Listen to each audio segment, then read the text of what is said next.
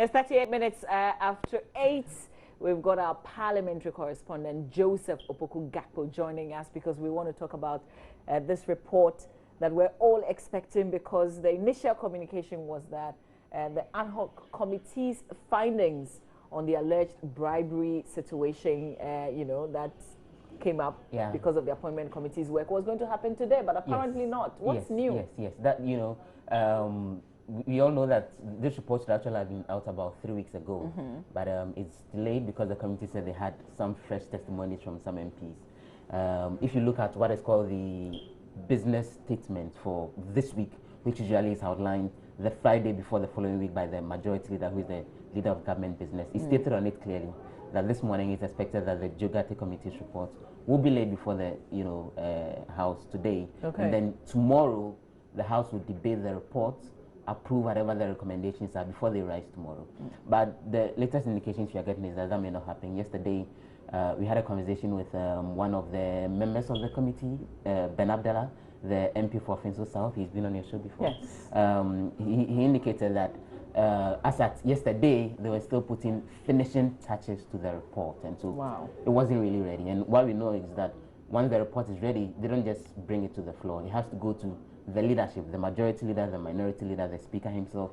They need to look at it, make input before eventually it's brought to the General House. One of the indication he gave was that, well, he's not too sure whether the report will be ready today or sometime early next week. So that's where the hint is coming from, that it's very much likely that we will not see it today. We know they're still putting what they call finishing touches to it. Over the weekend, they met somewhere, outside Accra to, as in the 5 members of this committee. The 5 members of this committee. But because of the report, they want to meet outside. Yes. What else do you expect? They need to meet as a team with a lot of, peace of mind, if you call it. Great consultation. A serene atmosphere in order to finalize it. But the House itself, the members have been very busy, including the members of the committee. They are approving budget estimates for various ministries, departments, and agencies. All of them are members of different committees, and so they need to go for those committees meetings. Those are the sort of things that we understand are delaying the putting out of this particular. But what does it mean? Because we've all been expecting this, and I thought that 29th being the date that was given in that release given to us, then everybody's expecting. If it doesn't happen today, what does it mean? Following happenings in Parliament, timelines on anticipated activities and then not happening is nothing new. And so, classical example, the budget estimates that are being approved, it was expected that for the various ministries, departments, and agencies, sometime last week, a lot of them would have been done. But to date, they are still going ahead with it and trying to. So that's actually nothing new. But as to what it means,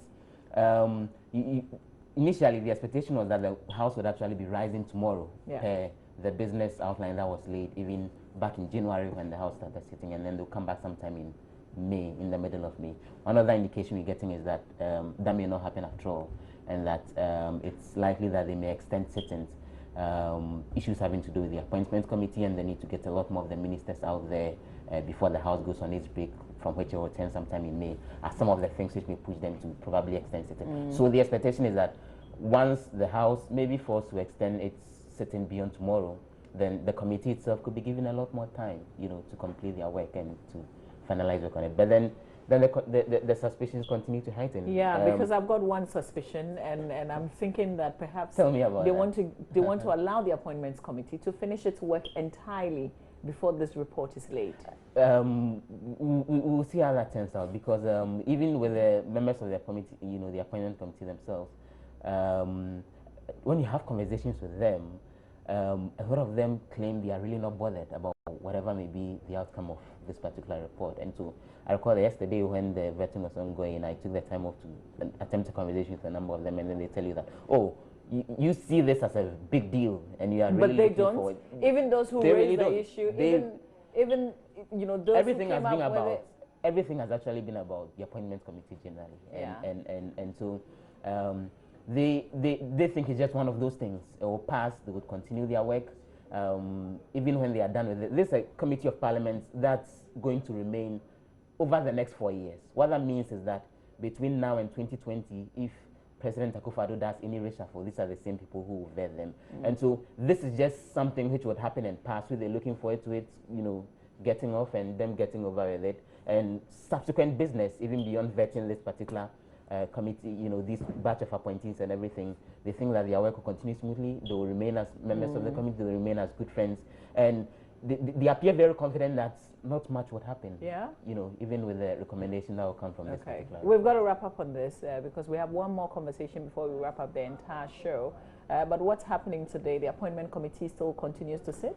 They continue the sitting. They're vetting 5 of the deputy ministers later today, including the deputy ministers for energy, 1 more deputy minister for energy, and then the office of the attorney general, 2 of the deputies, and 2 others. The house itself is continuing sitting. They are supposed to pass what they call the appropriations bill by tomorrow, which is the act which will empower government to spend the amount that was approved in the 2017 budget. Okay. There's a deadline for that, which is actually tomorrow, because the last appropriation act was passed exactly a year ago tomorrow. If they don't pass it tomorrow, the house, not the house, but government will not be able to spend any money that was allocated in the budget on any expenditure. So they're racing against time to get that passed by close of day tomorrow. We'll see how that ends out. All right, Joseph will be keeping an eye on you in Parliament today, because there's still that window that says this report might just be late today. You may never know, but we're actually not looking forward to it. But you may never know, anything may happen. Okay, or better, we may get explanation as to how come it won't be late today officially and when we will see it coming. So we look forward to that. All right, Joseph Opoku-Gakpo is our parliamentary correspondent on this beat. So, so I think it's clear now we're not expecting the report today. Charlie, all of them die. But not entirely, because there's another topic, very topical issue today about the 70,000 Ghana cedi. How about I appoint you as a CEO of one public institution and pay you 70,000 Ghana cedis at the end of every month? Roland says it's not a big deal. But Maxwell Agbagba is out and about. First conversation on this conversation that we just finished with Joseph Opoku-Gakpo about the report and how we're looking forward to it. And then he's going to jump on to the 70,000 cedis. So over to you, Maxwell Agbagba. January 2017, Member of Parliament for Boku Central, Honorable Mahama Yariga, made an allegation against the chairman of the appointment committee that he tried bribing them through the minority chief whip, Honorable Mutaka Mubarak. Well, a committee was formed by the Speaker of Parliament, and even though they were supposed to present their report a month later, after some week after that deadline elapsed, now the report is ready to be presented to Parliament today. We are here on the streets of Accra to find out from some Ghanaians what the expectations are of that particular report and what they hope would be the outcome. I have here with me Obadiah, and I also have here with me Paul. And I also have here Deborah, great. Let me start with you, Paul. First of all, that report is submitted to Parliament today. Okay, I must say that I find this whole allegation is bizarre. Why am I saying that? Because if anything, as at the time for the vetting, Honorable Boache Jakun was on the part of the majority. So I find it very strange why they would bribe the minority to do something to favor him anyway. But if there is any iota of truth in the case as alleged, I think that I have confidence in the Parliament that they will use the law as it is to settle everything and then put everything where it's supposed to be, and then let us know what is happening, and then so that there will be peace and calm. That is what I expect. So I have confidence in the Parliament that they will do nothing but they will deliver what is expected of them as a party. Yes. Great. I'll come to you again. Obadiah, tell me, what are expectations even as the report is submitted to Parliament today? Okay, basically we have heard of a lot of corruption in the Parliament. And I have reservations because I don't have so much trust in the report that is going to be issued, because already we have recorded a lot of corruption in the country, and our politicians, together with Parliament, have also faced similar, accusations of corruption. So I'm not convinced at all that the report that will be submitted to Parliament is going to spell out the truth of the matter. Well, let me find out from you also. Do you think that this matter is potent, without being prejudicial? Do you think this matter can dent the credibility of Parliament, in terms of, corruption and how corruption, issues like this one is managed in Parliament, do you think it has the potency to discredit or make Parliament lose its credibility? Yeah, it does, because they are the people who set laws for us. And if such things should happen around them, I don't think that the degree of respect that we have for them, I think it would diminish. Yes, to me, that is how I see it. Even as we wait for the outcome of the report, you think? Yeah, people are Ghanaians are expecting something. They are all in expectancy. They are waiting for the as in they need the correct thing. Yeah, that is it. Okay. Now let me find out, before I come to you, Paul, Obedia, let me find out from you. Now, when the issue came up, some people, including the former director of the Ghana Integrity Initiative, he said that he doesn't have the confidence in Parliament to be able to investigate a matter that, it is involved, in. I want to find out from you whether you have confidence that Parliament will be able to do its work without any influences from from within, because it's Parliament investigating Parliament. Joe Ghartey is from Parliament. The members of on the committee are also from Parliament. Yes, as I mentioned earlier on, most Ghanaians do not have trust in Parliament and also in even the government. You understand? And for all you know, they are all colleagues, and bribery and corruption issues have been leveled against Parliament times without number. You see, so a lot of people do not have confidence in this particular report that will be issued to Ghanaians, because in the end of the day, they are all the same. You understand the point? Yeah. Okay, so now if any of the members of Parliament, let's say a member is culpable or they find a culprit in this particular, matter, as a citizen of Ghana, what would be your own punitive measure that you would suggest? Because, we need to, if it turns out to be true, then something definitely would have to be done. We have to crack the whip. What would be your own suggestion? What would be your own, punitive measure that you suggest? I would wish that if anybody is found that culpable, that person should be dealt with as the law demands. But the question is how is it going to be done? As to whether it will be carried out, because once the person is in power, once the person is in Parliament, once the person has affiliation to one government or the other, there's that kind of favoritism and all that, and that has been the problem of Ghanaians.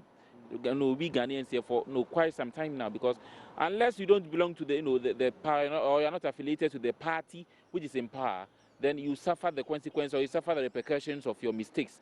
But once you are inside, even you are pardoned. So even my hopes are that any person who is culpable or any person who is that guilty should be dealt with as the law requires or demands. But as whether it will be done or not, now we leave it to the Parliament to look at it. And that is why most Ghanaians don't have trust, they don't have confidence in Parliament, because there have been so many cases of bribery and corruption here, and which has just been swept under the carpet. When it has to do with government officials, then they have to. But if it has to do with individuals, that is when maybe they want to take it, more. They want to take it up high and all that. There are some who have suggested dismissal.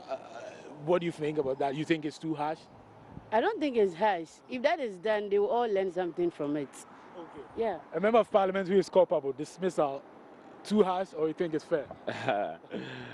If dismissal, I don't think is too harsh, and I don't think it's fair. In the first place, nobody can be dismissed. That is Ghana. Yeah, that's in the first place. People commit a whole lot of crimes, bribery, corruption issues in government, in Parliament, and they go scot-free, simply because they are affiliated to the political party in power.